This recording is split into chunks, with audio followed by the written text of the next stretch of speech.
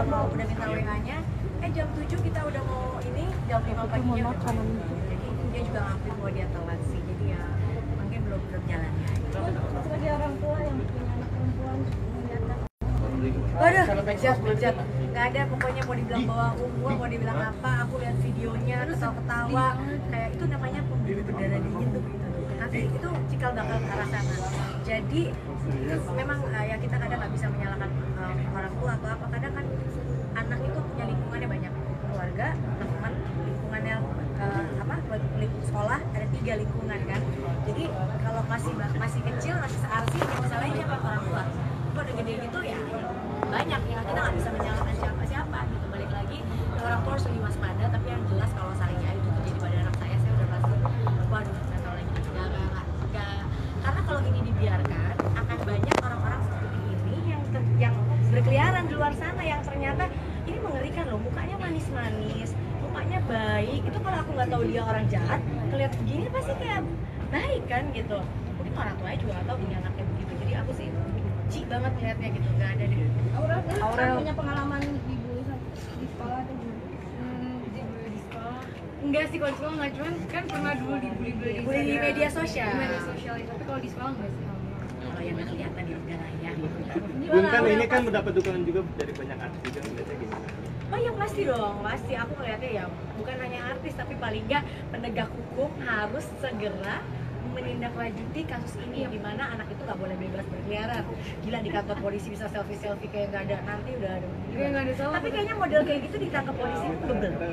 Karena ada orang yang berdarah dingin itu yang mengerikan kan. Kita sekarang nggak bisa tahu.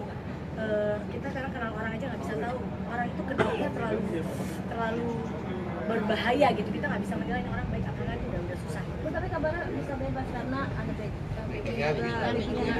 Kalau sampai begitu kita nggak percaya lagi dong sama aparat kita. Aku yakin aparat kita nggak seperti itu. Jadi jangan kita asumsi ini asumsi itulah, kasihan loh mereka lagi bekerja. Jangan kita tuduh-tuduh wah begini begitu, jangan. Kalau memang nggak terjadi baru deh gitu. Tapi kalau ini kan masih baru, biarkan mereka bekerja dulu. Pasti aparat punya anak juga. Pasti mereka nggak mau orang yang kayak gini dibiarkan. Siapapun mau backingan ini itu nggak ada lah. Allah tuh pasti memberikan jalan yang terbaik. Oh iya loh, jalur hukum nggak ada katanya kalau anak kecil nggak bisa di bawah umur, di bawah hukum seberat-beratnya nggak ada. Dia bukan anak kecil, dia itu udah masukan apa tuh di dalam ininya dia, nggak dia.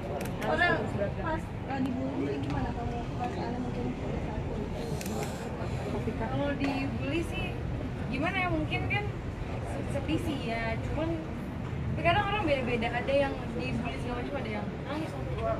Aku enggak karena dibulinya kan dibilang jauh lebih cantik walaupun dibulinya operasi apa nah aku gitu. jadi bukan bulinya, enggak yang bulinya bukan yang tapi kalau aku ada di posisi Audrey udah nggak tahu lagi harus dan aku selalu bilang dulu Aurel, aku selalu bilang pulang sekolah atau apa, kalau sekarang harus kita ada yang pegang bagian ini, ada yang apa, itu dari sekarang udah aku terapin. Arsya dari mulai kecil udah aku kasih tahu kalau ada yang ini nggak boleh pegang ini gini itu udah aku kasih tahu dari kecil supaya mereka punya dia tahu, dia punya penjagaan kan bahwa dia bunda bilang nggak boleh gini, bunda bilang nggak boleh gitu, jadi dia harus punya ya self defense. Bun, membatasi nggak dengan pergaulan kakak? Kakak udah gede, udah 21, dia alhamdulillah dia udah ngerti lah ya, udah nggak perlu yang teratur.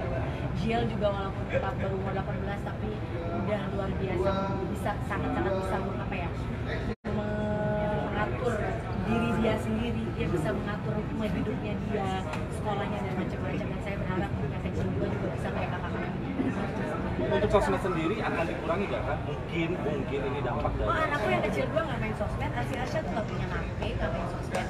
Cuma di weekend boleh buka YouTube. Jadi YouTube-nya pun kita batasi. tapi kalaupun ada Instagram tuh kita yang nggak mungkin Arsya lihat Instagram. kita yang pegang Instagram dari Nggak boleh Instagramnya Arsya yang megang aku. Nggak ada, aku yang posting apa-apa nggak ada, mereka nggak boleh. Jangan dulu lah. Pesan apa buat orang tua yang mungkin mendidik biar kita kan gampang kita Kita nggak bisa nyalain ke orang tua ya, kayak gitu-gitu. Kadang orang tua memang punya batasan terhadap anak, apalagi anak zaman sekarang banyak ya gitu, nggak semuanya. Itu yang lebih melawannya lebih parah, orang tuanya lebih takut ke anaknya. Nah itu yang salah.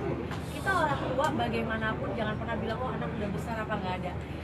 Karena saat dia susah aku selalu bilang, Kak, oh aku udah 20, 21, nggak ada bahasa itu. Kamu kalau belum punya suami sampai kapan pun kalau kamu susah kamu larinya ke situ. Tua atau keluarga pasti bakal bisa kayak mau nolong, ya kan? Ya itu yang selalu terapin ke mereka. Jadi orang tua tuh aku galak, bodo amat, galak. Tapi yang jelas aku yakin alhamdulillah orang Mazriel juga dengan kegalakan itu bisa memahami dan mereka juga mengerti bahwa dia begini ada peraturan. Dan Asya juga dia kadang masih kecil dan itu memang begitu. Penyebabnya apa sih? Wah ya nggak tahu. Kayak gini, gitu. Kalau aku bilang penyebabnya aku bukan psikolog ya, nggak tahu penyebabnya bisa kayak gitu. Cuma mungkin perkembangan teknologi saat ini pastinya kan kadang ada baiknya ada tidaknya gitu. Tapi kan nggak mungkin juga anak kita jadi gaptek juga kan, kesian gitu. Tapi apa yang dia tonton sih?